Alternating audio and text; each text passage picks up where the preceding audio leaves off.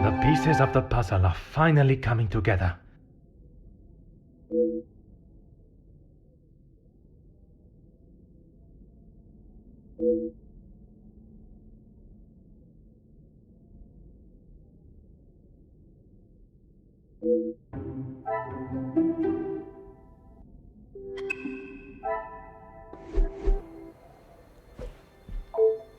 Oh, yes, Detective.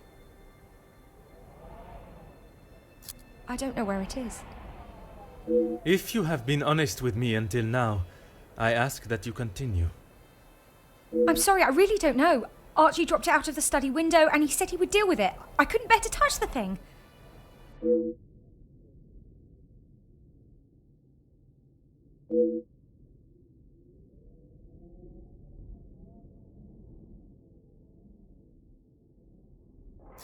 Please, I was only protecting myself. I didn't want to hurt him. He just wouldn't let me go. Oui, mademoiselle. I know.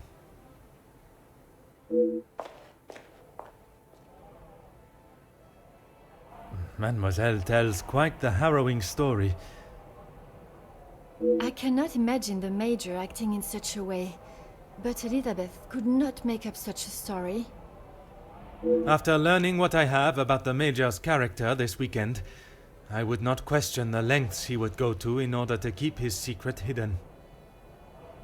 I know that you share a close bond with Mademoiselle Elizabeth, but you cannot allow your personal feelings to taint your belief of what took place.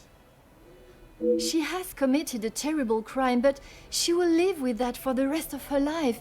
She is not a cold-blooded killer.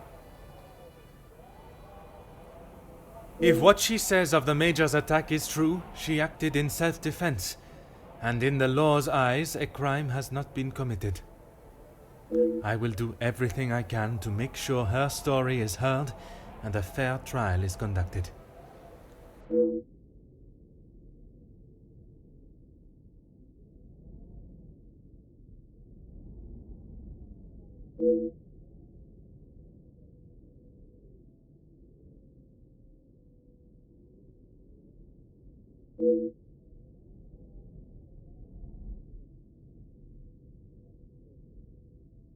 Mademoiselle, it is time I address the house. Are you sure? What will you say? What if they do not listen? I can assure you, they will.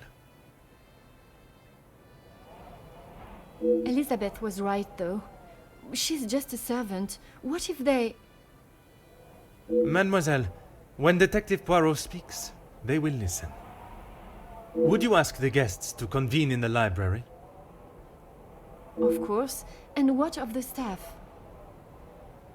I have told Monsieur Sterling to remain in the staff quarters with the others. When the authorities arrive, they shall be dealt with. You have been of great help to me throughout my investigation, and now that it is over, I have one final request. You only need to ask. While I am speaking with the guests in the library, would you watch over Mademoiselle Elizabeth in my room? You don't think she will try and escape, do you? In her position, I do not know what she might try. But I trust with you there, any potential ideas of such a thing will be squashed.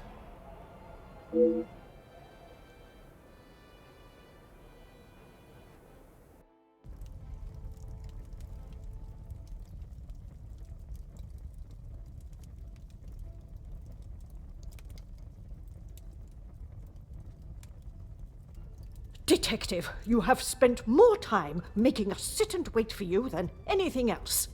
Madame Van den Bosch, if you think I have spent my time focused on anything besides uncovering the Major's killer, you are sorely mistaken. I'm sure you will be eager to share your findings with us then. All in good time, Madame. Firstly, to understand the truth of what has occurred this weekend, one must know the timeline of events that not only preceded the Major's death, but succeeded. We are all well aware of what happened before, Detective. You can save your breath. You are only aware of what the guilty parties wanted you to believe, but now I shall apprise you to the true events. The reason for us all being here, you know. The altercation between Monsieur Demire and the Major, you know. The body of Monsieur Hagen was found while we were all sat enjoying a most delicious meal. That you also know. But what was kept from us all was that his body lay on the study floor for far longer than was thought. It was that servant. She found him. S'il te plaît, monsieur. It was indeed young Inga that found the Major's body lying lifeless in the study. So it was her. Monsieur, I will not allow for any further interruptions. I return to the Major's body. If we are to believe the scene that we were presented with, the Major must have been killed during the first course of our meal, a meal that none of you left, even for a moment. Speaking in the evening, you all confirmed one another's alibis, and although there was doubt in the validity of some, I confirmed that they were indeed all true. What I could not understand was how a man came to be found dead, and every guest accounted for at the time of death. That is until I questioned the latter. Monsieur Beckers, I shall now allow you to speak.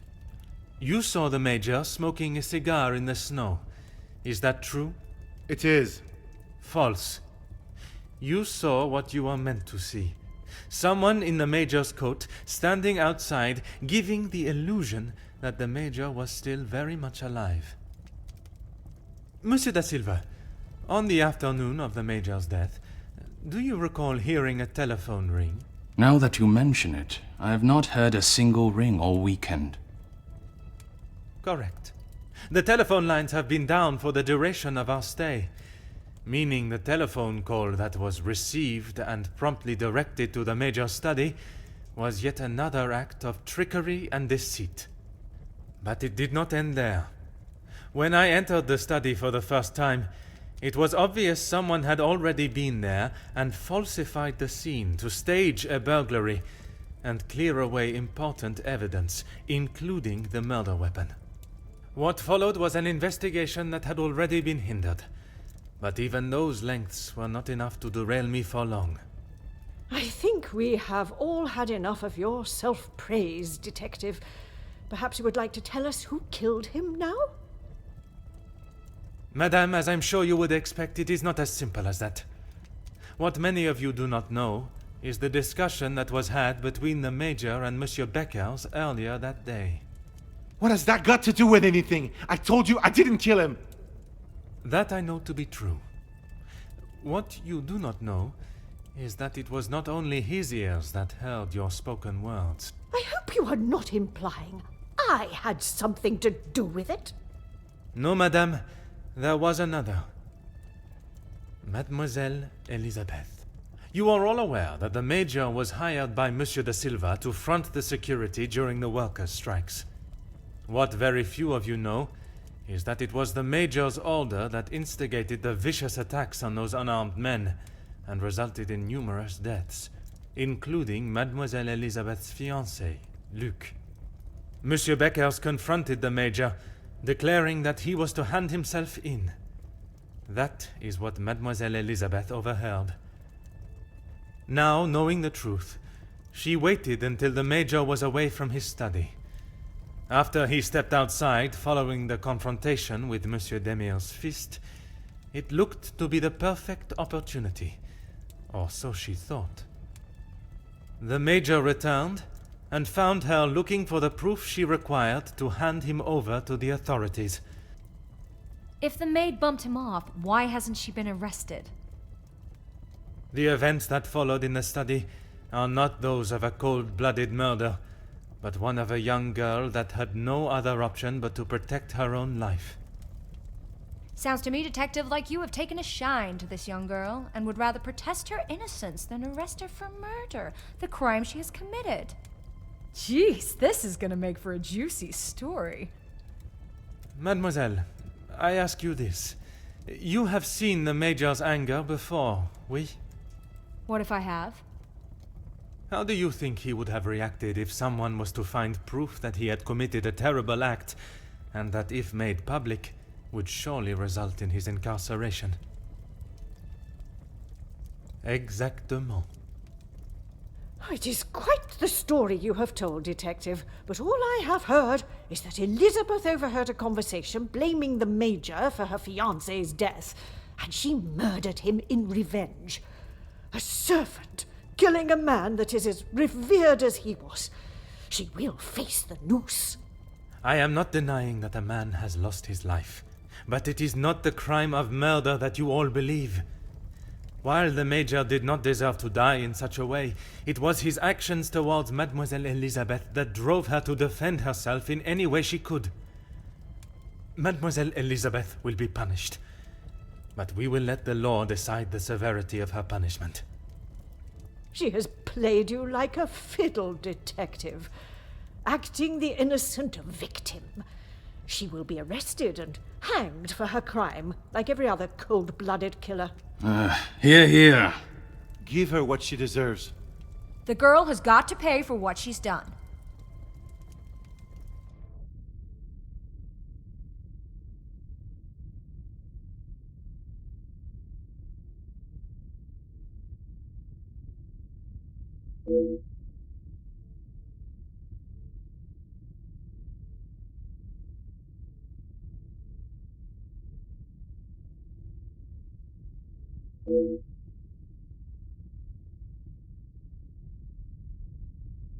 Those of you that are calling for the hanging of Mademoiselle Elizabeth, have you forgotten the roles you played? Your actions have been far from innocent. Look, Detective, I see where you are going with this, but it's not going to work. So maybe the strikes were down to De Silva and Beckers. But don't try and drag me into their mistakes. Mademoiselle Conrad, if you are so confident of your innocence, perhaps we should begin with you.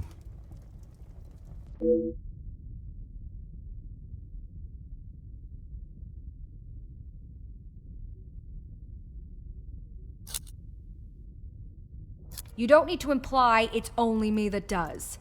Ask any of my journalists, they'll say the same. Even if in the process people are hurt? You knew the situation surrounding the strikes, and only sought to swell the anger in people and create further chaos. Mademoiselle, you so often have something to say. Now is not the time for silence. You really are delusional. Maybe you should just keep your theories and claims to yourself.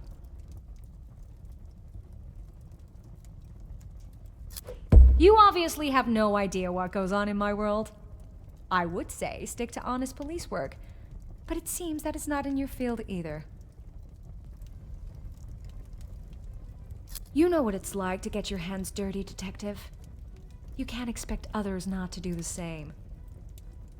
Mademoiselle, I do not have time for your excuses. Do you wish to state your direct involvement, or should I? It's not... Okay, fine. Yes, the story was going nowhere. There was a deal on the table, and it was going to be done and dusted. Everything you said is true.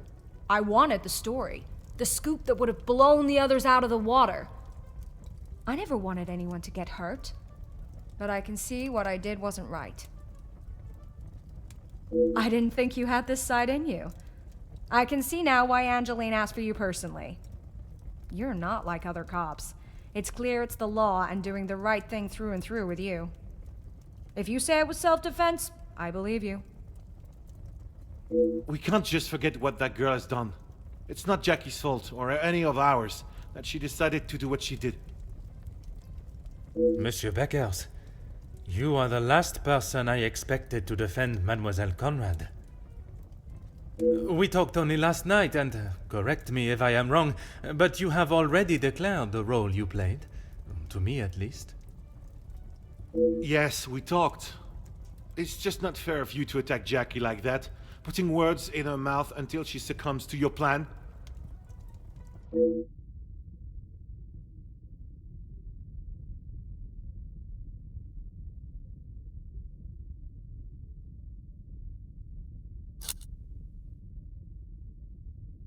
Detective, I'm afraid you're misunderstood. That is not how it was. It was not my intention for things to escalate as they did. I could not have predicted that would happen. Jackie was documenting everything to do with the strikes. She wanted our story to be heard and wanted to know how I was handling the negotiations. And they were handled by yourself? Naturally. If I cannot handle simple negotiations, I am not fit to be in the position I am in.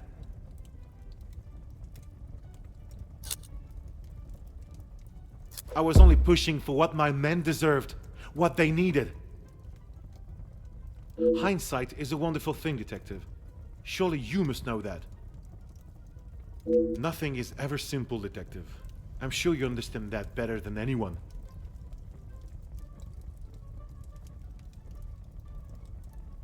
You're right, Detective. I have tried so hard to deny my part, but I know only too well that my decisions led to the death of those men. I know I cannot excuse what I've done. I just want you all to know that I am not a hateful or malicious man. I only wanted to prove that I was the right man. I have lived in other shadows for so long. I thought I would be able to finally step into the light and be the one that everyone remembered, not forgot. Monsieur Da Silva offered me a deal and I turned it down. I thought I was doing right by the workers, but it was only myself I was thinking about. What more proof do you need? He said it himself. I made a generous offer to reach a resolution, and he turned his nose up at it.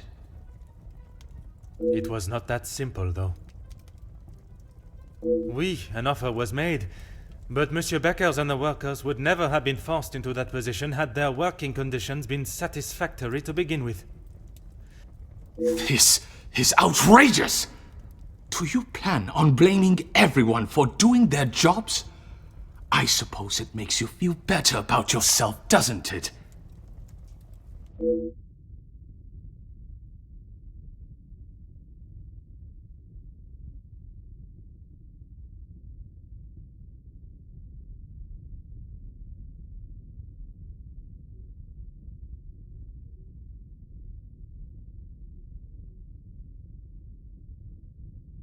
It may be a big deal to you, but I am used to workers not being happy with something. And most of the time, that unhappiness is directed at me. When you're in charge of your own factory, you'll understand. I handled the situation the best I could. If you think otherwise, maybe you have proved us all right, that you aren't the great detective you claim to be.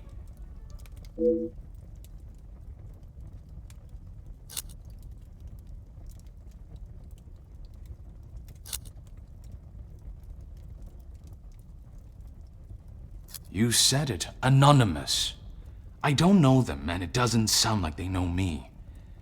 When you have something people want, money, they will do anything, including constructing lies to get their hands on it. Monsieur Da Silva, you seem to have forgotten our previous conversations. I recall them just fine, thank you. A police officer trying to manipulate facts to fit his own agenda.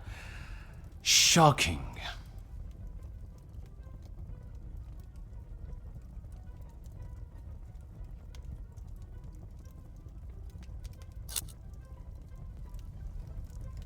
Do you really think this is the first time blame has fallen at my feet? Although I don't think I've seen someone try so hard before to even convince themselves of what they are saying. Have you not learnt enough already from having your factories closed? If you have any hope to return to normality, you must admit your faults and accept the repercussions. I may have been a little harsh with my staff. I only wanted to prepare them for the realities of this world. I was never given the opportunities that they have today, and I succeeded. All they do is demand more and more at the factories and at the house. How am I meant to keep a good profit if every franc is going to them? I offered what I could. I was willing to meet in the middle. But maybe that wasn't enough.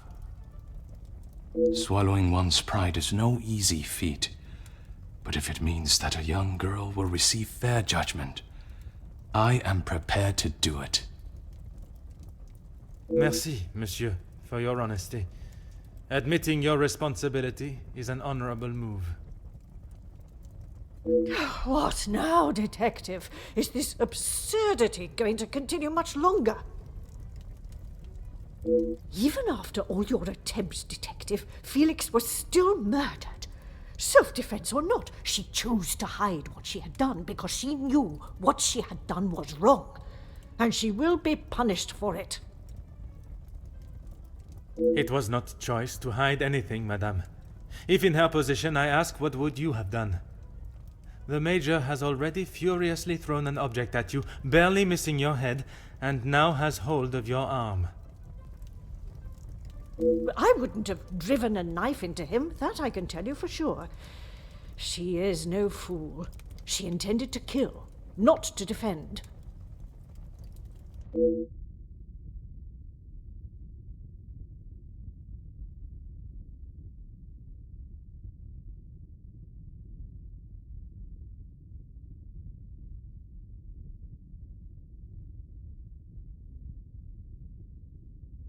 Quite presumptuous of you to assume violence is in his nature. Putting my own feelings towards the Major aside, he was not an honorable man, at least at some time in his life. He must have been for you to allow him in your house for so many years.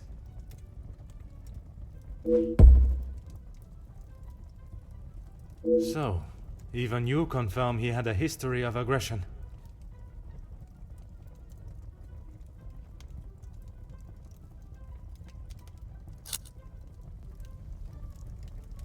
You have no idea. He was there for us when we needed him. You were there for him when he needed free room and board. That is not the case, and you know it. His actions are unforgivable and should not be defended by anyone. You judge him so harshly, but I return the question. What would you have done in his position? He had made mistakes. I will not deny that. In those moments when a decision had to be made, it fell to him, and he did what he saw fit.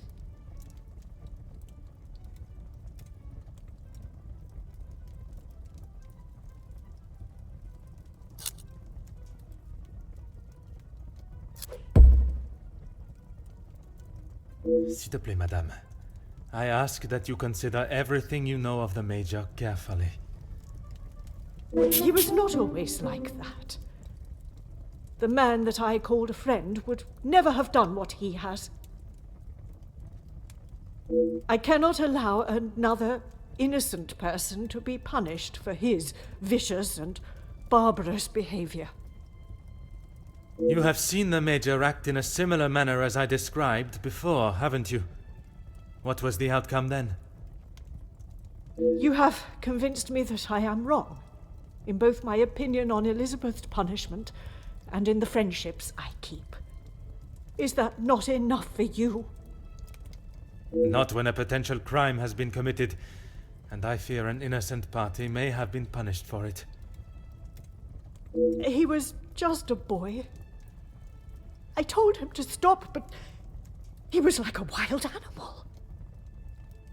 The confrontation with Mademoiselle Elizabeth was not the first time he has come close to killing another. It was following the officers' ball. A young man, no older than 16, stopped us on the street, begging for some change. Felix pushed him away, but he was persistent. He only wanted a few coins. Like a flash, Felix snapped and wouldn't let go of him. He would not stop punching him. I have never seen anything so brutal. But he was never charged for the attack. Felix called the captain at the station and said that the boy had tried to rob him, and he was merely defending himself. The boy was thrown behind bars without a second thought. It was a full week before the bruises on Felix's knuckles finally faded. And even after witnessing such a brutal assault, you still support him. You still believe that he had not attacked Elizabeth. The days following, he showed no signs of remorse, no apology to him or to me. I blamed it on the amount he had had to drink. But when you began talking about him finding Elizabeth in his study, I somehow knew it had happened again. Had you been open about the Major's temper, this could all have been avoided. When you tell the court the truth, Mademoiselle Elizabeth's self-defense plea cannot be ignored. Just when I thought I could not see a more spineless move. Excuse me? You allowed a bully and thug to remain in your house and endanger your family. I'm sorry, Margot, but I am struggling to understand why you have involved yourself in this affair. I'm surprised you can hear me way up there on that high horse of yours. How dare you speak to me in that way? Who I decide to keep in my house is my decision and no one else's. I can see that. Murderers, thieves, and extortionists are all acceptable, it seems. Countess, I have talked at length of the Major's death, but not the reason for my invitation in the first place. When I last gathered you all together, I spoke of a blackmail ring that was rife in the area, and then of the letter that the Major had received. Mademoiselle Angeline requested my help personally after she received such a letter threatening her family name. She felt I was the only one that could uncover the truth. And uncover the truth I have. Get on with it, detective. Who dared try and extort my family and then have the gall to allow me to welcome them into my home? If it was not for the honesty of a young servant, I would perhaps still be looking for the For goodness sake, it was me. Margot, how could you? While it looked as though the Countess was helping the young women at the shelter, she was in fact only finding them positions of employment in wealthy homes to gather information on them and learn secrets that she would ultimately be able to use against them. Monsieur da Silva fell victim to her network of moles and was in turn blackmailed. It was quite the prosperous setup you had, knowing that they would not be prepared to lose their social standing if a secret was to find its way from where it had been hidden for so long. That cannot be true, Margot. How could you do such a cruel thing? That is rich, coming from you. You are one of my oldest friends. High and mighty Madame van den Bosch. You think you can do what you wish when you wish it and there will be no repercussions. You are as bad as all of them. If I do not get a straight answer out of you, I will march you to the police station myself. I'm surprised it took the Major this long to start living with you. He must have been on the edge for some time. How dare you speak to me like that? In my own home! A home you share with the father of your daughter for so many years, and she still remains none the wiser. You have no right. Maman, Angeline? Have you heard what she has admitted to? She is merely trying to make herself... is what she says true? Felix, he was my father? That is the secret that the letter was talking about, isn't it? You told me that we had nothing to hide. Detective Poirot, were you aware of this? Oui, mademoiselle. But it was not my place to repeat. I don't understand. What about father? Your maman betrayed the love of a good, honest man and played away behind his back and then kept it hidden for all these years like a lady of the night with her client list. You will say no more. Angeline, I... Did Felix know? This is not an appropriate conversation. He knew, dear girl. He knew the whole time. It is only dear Edwin that was blind to their deceit. You will not talk of him like that. You will not talk of him at all. If I don't, who will? You never deserved him. You don't even deserve the memory of him. Countess, there is something that you still have not explained. What more is there for her to say? How long were you in love with the Viscount for? Margot? Is that true? We were destined to be together. And then you turned up, and I was all but forgotten about. But you were nothing more than friends. And you made sure of that, didn't you? From the day you arrived, it was all about what you wanted and what you had to do to get it. You didn't consider Edwin at all. He was just a purse to you. I loved my husband, and I miss him every day. Loved him enough to stray? Both of you, no more! Please, Angeline, let me explain. Maman, I do not wish to hear anything else from you. Not even your own daughter wants to hear your lies anymore. Cassandra van den Bosch, all alone. How dare you!